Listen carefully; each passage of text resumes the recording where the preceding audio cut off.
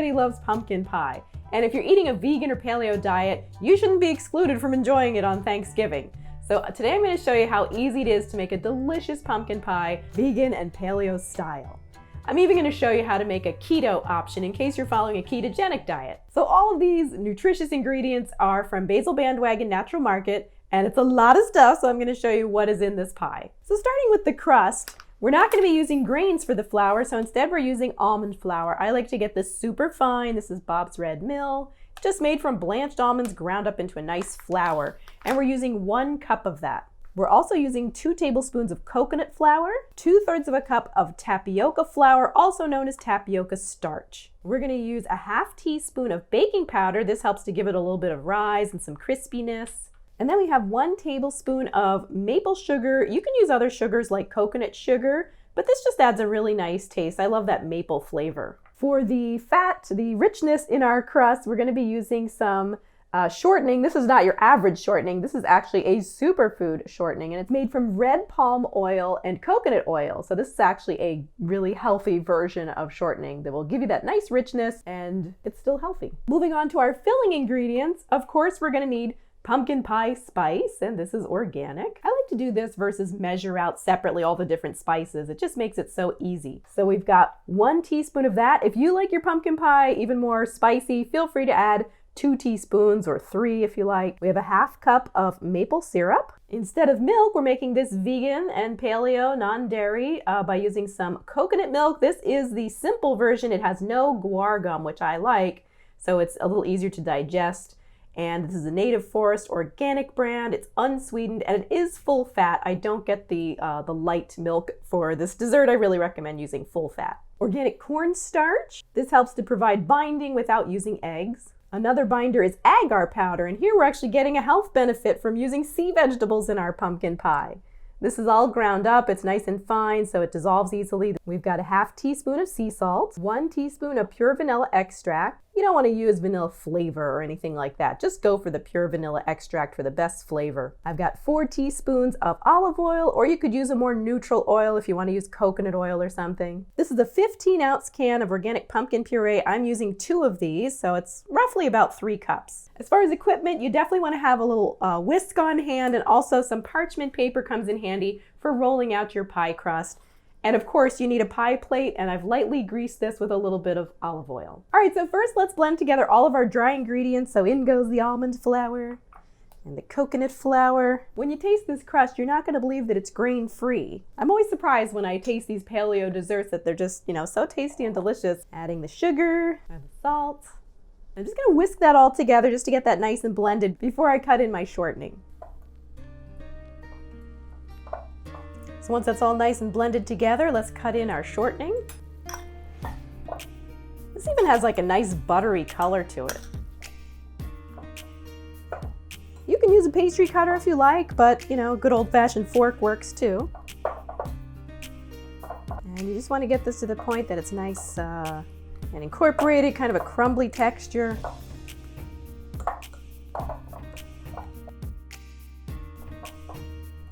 Okay, so now I'm going to add some cold water. You want this really ice cold. I'm going to add a little splash at a time. You may not use a whole 1/4 cup of water. Just add like 1 tablespoon at a time and just incorporate that. And you just want to get it to the point where it starts to come together into a ball of dough. So here goes a little bit more of the cold water. And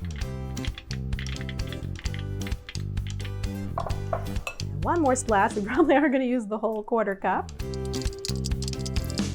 You don't want to overwork it. You really just want to get it to that point where it starts to bind together, but you don't want to mash it around too much. So now at this point, we're going to take a sheet of our parchment paper. I like to get the sheets. It's just so much easier than having to tear off those pieces on the edge. And I'm just going to put the dough in here instead of plastic wrap, just thinking environmentally, trying to minimize my carbon footprint with using less plastic these days.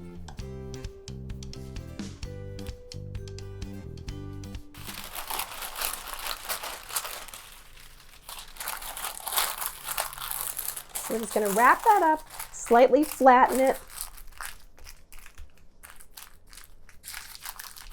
and refrigerate it for 20 minutes.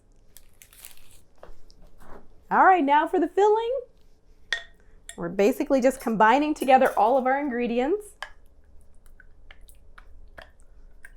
As always, I always, mention that you can make your own pumpkin from scratch if you feel like doing that, that's fine. Or you can also use pureed squash, cooked squash, or sweet potato. Depending how cool it is in your kitchen, your coconut milk may not be as scoopable. Mine's kind of solid on the top there, but that's okay.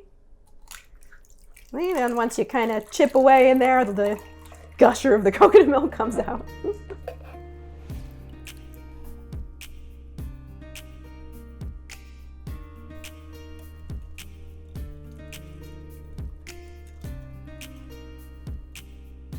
And goes the agar, salt,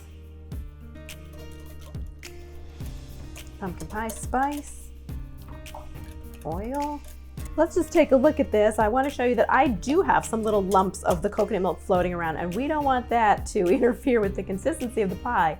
So what I'm going to do is I'm just going to warm this up in a saucepan and pre-cook it a little bit before filling our pie.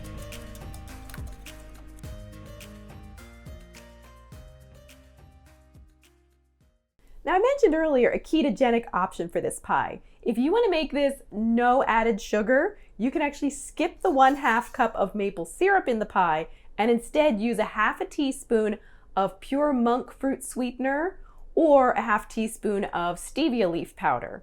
But if you're adding those instead of that 1/2 cup of liquid, you're going to need to replace the liquid with something, so you can always add another 1/2 cup of your coconut milk. So you can see those little lumps of coconut milk. They're starting to dissolve as we stir it around. So this is just an easy option to help break that down before we put it into our pie shell. This should only take a couple of minutes at medium heat.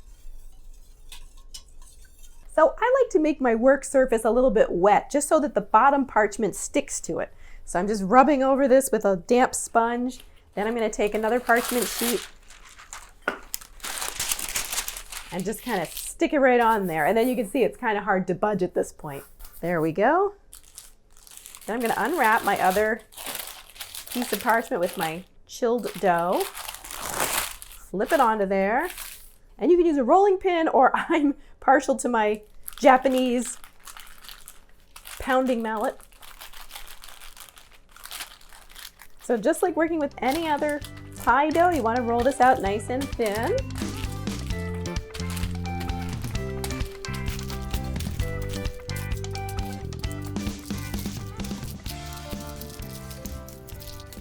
All right, so now that I got this big enough, you kind of just want to check your pie plate and make sure that it's going to go over the edges of your pie plate. So an easy way to do this is just kind of hover your pie plate over it. Looks big enough to me. See how it goes over the edges by a little bit? That's how we know that it's going to be big enough. And then you can just easily peel off this top layer of parchment. And we're just going to wish me luck here. We're going to flip this over into the pie plate. Voila. Oops, missed the mark a little bit there, but you can always go back and do some patchwork. And this is the point where if your dough has softened up a little bit and you need to stick it back in the fridge, you can totally do that just so that it's easier to work with. Might be doing that myself. All right, so I had to re-chill the dough, as you know, and I actually stuck it in the freezer for a little bit, and now it's really nice and workable. So I'm going to take my parchment and pull that gently away from the dough. And, you know, this is going to be a little bit more fragile than other pie dough. So we're just going to do a little bit of patchwork and gently kind of press it into the pie plate, patching wherever we need to. Okay, so after much patience and being really careful, I got the dough spread out evenly. And now what I'm doing is I'm just moistening my fingers a little bit to crimp the edge. So as long as you're going into making a paleo pie crust, not expecting it to be exactly like, you know, grain-based dough, you'll be good. But it really does turn out delicious and has a nice nutty flavor from the almonds. So now we're going to bake this at 375 for about 10 minutes just to pre-bake it a little bit before adding our nice filling. So after just 10 minutes, our pie crust looks amazing. It smells fragrant and it really set up nicely. You can see that it has a little bit more resistance now so that the filling will not seep into it. And the nice thing about paleo crust is you don't have to worry so much about putting a layer of beans or baking beads to keep it from bubbling up. It doesn't bubble up as much as another pie crust. So now I'm going to pour in our filling.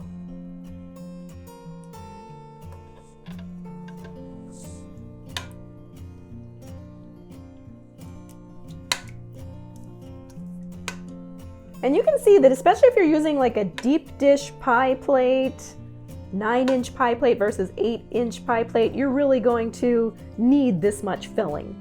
In recipes that use only 1 can of pumpkin puree, usually there's more milk involved or other liquid ingredients so that you have enough filling for a pie. But the nice thing about this one is that the main feature is really the pumpkin puree, along with that rich tasting coconut milk and just the right touch of maple syrup. Your vegan and paleo friends who come to join you for Thanksgiving are going to be thanking you endlessly for making this for them. All right, so I'm just putting a pie crust protector on the edges just to prevent it from over baking.